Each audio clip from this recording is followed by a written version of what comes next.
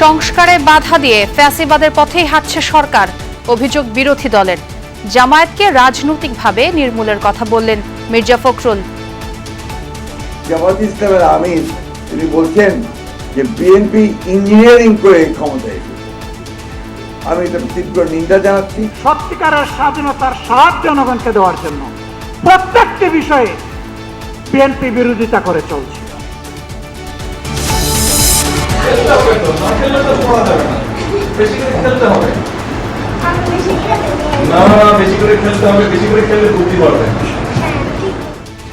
বিয়াম স্কুলের শিক্ষার্থীদের সঙ্গে প্রাণবন্ত সময় কাটালেন প্রধানমন্ত্রী।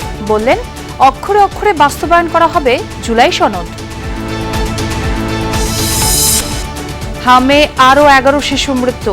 হাসপাতালে আসা রোগীদের অনেকেরই জটিল উপসর্গ। সেবা দিতে হিমশিম অবস্থা চিকিৎসক নার্সদের। গুরুত্বপূর্ণ স্থাপনায় জঙ্গি হামলার শঙ্কায় নিরাপত্তা জোরদার। আতঙ্কের কিছু নেই বলছে পুলিশ। নজরদারি বাড়ানোর তাগিদ নিরাপত্তা বিশ্লেষকের।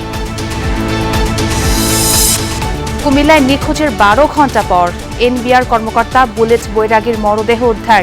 খুলনার 13 খাদায় ধান কাটাকে কেন্দ্র করে বিএনপির দুপক্ষের সংঘর্ষে 1 জন নিহত। রাজনীতিকরণের কারণে খালি হয়ে গেছে ব্যাংক পুঁজিবাজার, বললেন অর্থমন্ত্রী। জানালেন, টাকা ছাপিয়ে অর্থনীতি পরিচালনা করবে না সরকার।